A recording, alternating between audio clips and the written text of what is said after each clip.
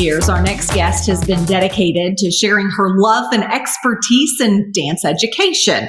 She's passionate about advocating for the benefits of dance beyond the studio, helping leaders and parents understand how participating in dance can cultivate essential skills for successful and fulfilling personal professional lives. Please welcome Cheyenne Kinnick. Hi, Cheyenne. How are you? Great. Thank you so much for having me today, Kelly. So how did you come up with the idea that dance skills are transferable to the business world? I'm so glad you asked me this because I am passionate about teaching and helping leaders use the skills that dance provides in their professional and personal lives, like you said. What we learn in ballet can translate into success in the boardroom, like tapping into increased awareness and the grit it takes to push your physical and mental being towards a performance or presentation, and then deliver that speech at a corporate event with poise and confidence.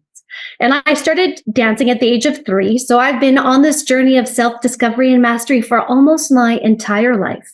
And sometimes the lessons are tough. You are vulnerable, showing up every day in a bodysuit and tights. And it's easy to get caught up in comparing yourself to others, not recognizing your worth, not feeling good enough, thin enough, strong enough. However, doing the research for my master's thesis confirmed the benefits of dance education for me.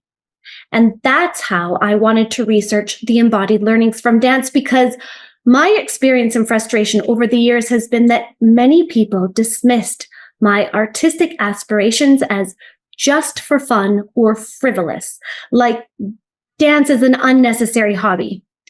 Even my well-meaning father, who understandably wanted me to have a financially secure future in a more traditional job setting, did not recognize the value of dance education at first. And he's not the only one.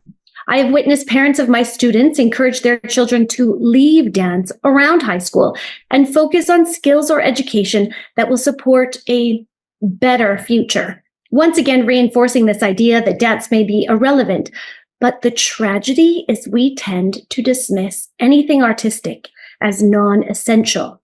And what the majority of people do not recognize is that underpinning most innovation and entrepreneurial vision is creativity, abstract reasoning, confidence, and all the other embodied learnings that we get from dance education. So how does dance contribute to innovation and even adaptability? Yes, well, innovation and out-of-the-box thinking are important and vital parts for communicating any practical idea. And it is said that great architecture is the intersection of art and science. So consider the construction of a new building and the creation of producing Cirque du Soleil. So from dreaming up the concept and the design to the actual construction process, maybe landscaping and decorating before the tenancy of a building, or set design and costuming, a choreography. Architecture is an example of the harmonious balance of practical use of space and artistic vision, which people hope that it evokes an emotional response from the user of that space, or in the case of Cirque du Soleil, an emotional response from its audience. Both take into consideration the art and science of innovation. And dance requires its participants to be willing to experiment, try new things, be open, play, and problem solve on the spot. And it's almost impossible to be completely prepared. We need to be able to improvise in situations, be adaptable in the studio and in life. And sometimes as the choreographer, I need to adapt because the formation or steps don't quite work. Or as a performer, you make a mistake and you have to adapt on stage, or maybe the lights don't come up or the curtain doesn't come up. And we see just how adaptable we can be when a fellow dancer gets injured and we're in the wings frantically changing choreography because we all know the show must go on. And dance develops people who learn from their mistakes and understand that failure is not the end and the importance of deliberate practice. A ballet dancer executes the same steps at the bar for many years, just adding layers of complexity and expression. They grow by receiving feedback, applying corrections, and making adjustments every class. Learning that success comes with patience, long-term focus to get a specific role, a part in a production, or a career advancement. And this is not something that everyone in our instant culture understands these days. And it is thought that adaptability and improvisation in the business world is like play for grown-ups. So as you get comfortable with the possibility of changing circumstances or the inevitability of change, you begin to develop intuition and openness that helps control fear and doubt. And it's also very useful if you unexpectedly have to make a speech at an event or happen to greet that unhappy client in the lobby. What about how dance enhances leadership in the workplace? A great leader is curious and self-aware. And when you dance, you gain a heightened sense of self-awareness, not only spatial awareness, but you become aware of your own strengths and weaknesses, both physically and mentally. And over time, with that curiosity and awareness and confidence, a dancer becomes less afraid of failure, a risk taker who understands the importance of mitigating risk. A dancer understands that by following a process, proper warm-up, cool-down, and self-care, they can help prevent injury. Pushing yourself at this moment has rewards, but allowing recovery time is just as valid. And a leader, as well as a dancer, needs to be accountable to themselves and their team. Sometimes they are the soloist, and others part of the cast. And they need to show up prepared, knowing their exercises, their choreography, or they quickly discover that their actions or lack of rehearsal has repercussions for themselves or their team. And there is rarely success without failure, like the grit that helps an oyster create a pearl. In dance, you fall, you sweat, you hurt, you constantly receive correction, direction, and feedback.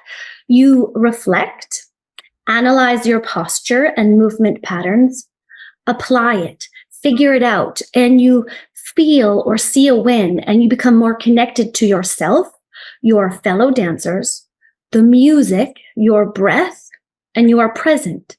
And you do it over and over and over again until you step out into the light, vulnerable, nervous, excited, and you deal with whatever happens in the moment.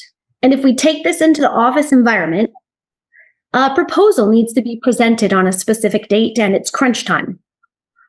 As a leader, the dancer exhibits strong nonverbal communication skills, uses breath awareness to stay grounded, presents a confident posture, observation skills to assess their team's body language, and helps them visualize the desired outcome, gives and can receive feedback, and perseveres despite any setback because they know the show must go on.